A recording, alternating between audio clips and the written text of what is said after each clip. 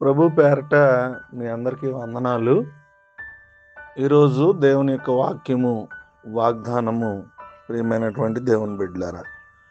యెహోవా నామము బలమైన దుర్గము, నీతిమంతుడు అందులోనికి పరిగెత్తి సురక్షితముగా నుండును.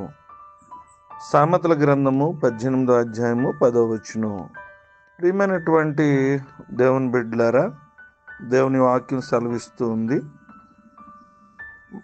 ఎంతో వాస్తవము. మనం పరిగెత్తి వెళ్ళి దేవుని నామం క్రింద దాగి ఉన్నట్లయితే ఆయన నామమును మన మీద మోయిచున్నప్పుడు మనము ఆయన బిడ్డలుగా చెప్పుకొనుచు మనం సంపూర్ణ భద్రతను కలిగి ఉంటాం.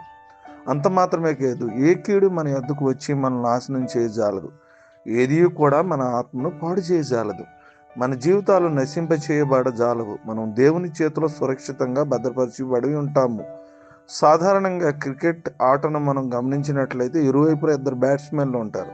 వారు బంతిని కొట్టినప్పుడు వారు వెంటనే అవతలి వైపునకు పరిగెత్తుకుంటూ వెళ్ళి అవతలి గీతను చేరుకోవడం మనం చూడగలం. ఒకసారి వారు ఆ గీతను చేరుకోగానే మరియు వారు ఆ గీతకు చేరుకున్న తర్వాత రెఫరీ లేదా ఎంపైర్ మీరు సంపూర్ణ క్షేమంగా సురక్షితంగా ఉన్నారని చెప్తూ ఉంటారు. అదేవిధంగా ఇది మనుషులు ఆడే ఆట. ఈ లోకంలో ఎన్నో శ్రమలు, సమస్యలు లేకపోతే ఇబ్బందులు వచ్చినప్పుడు దేవుని యొక్క బౌండరీ, అంటే దేవుని యొక్క ఎక్కడైతే క్రీజ్ ఉందో క్రీజ్ ఉందో అక్కడ కనుక మనం వెళ్ళగలిగినట్లయితే దేవుడు ఖచ్చితంగా మనలను సురక్షితంగా ఉంచాలి. అంటే దేవుడు నామం ఉంది కదా, దేవుని మీద ఆధారపడ్డాం కదా, దేవుడు నివసించే స్థలం ఉంది కదా, దేవుని సంరక్షణ ఆయన గీత దాటి ఆయన దగ్గరలో కనుక మనం ఉండగలిగితే, ఆయనతో ఉండగలిగితే, ఆయన దగ్గరలో మనం ఉండగలిగితే మనం సురక్షితంగా ఉంటాము. ఆ తర్వాత ఎలాంటి అనారోగ్యము, సాతాను శోధనలు, సమస్యలు, శ్రమలు ఏవి కూడా మనం ఏమీ చేయకుండా ఏం చేస్తాయి అంటే సురక్షితంగా మనం ఉంచుతాయి. కాబట్టి దేవునితో ఉంటే అటు క్షేమాన్ని పొందుకుని, సురక్షితాన్ని పొందుకుని, ఆశీర్వాదాలు పొందుకుంది. కొద్ది మాట దేవుడి మనలో దీవించుకున్నారు. ఆమె ప్రార్థన చేసుకుందాం, తల్ల ఉంచుకుందాం.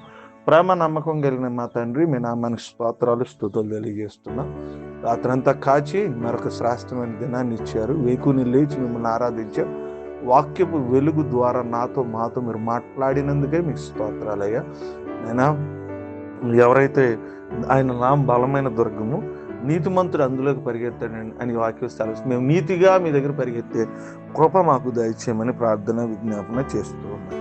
ప్రభువైనా మీరే సహాయం చేసి నడిపించమని, ఈ వాక్యం విన్న ప్రతి బిడ్డలు నీతిమంతులుగా ఉండే కృప చూపించమని కోరుకున్నాం.